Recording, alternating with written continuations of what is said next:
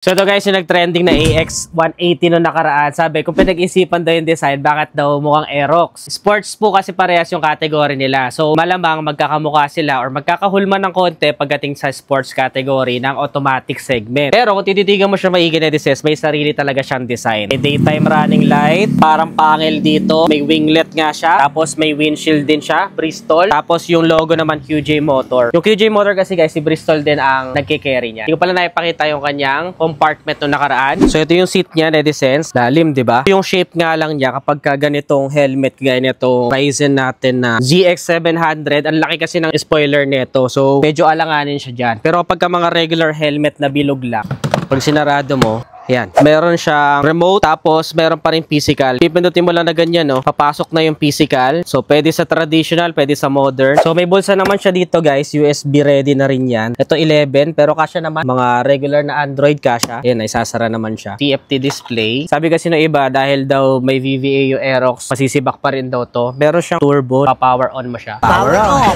Kakaiba tong display na to para sa sasakyan. Ayan o, direct sunlight na. Tapos, voltmeter lang. Traction control. Ayun, RPM indicator, maangat.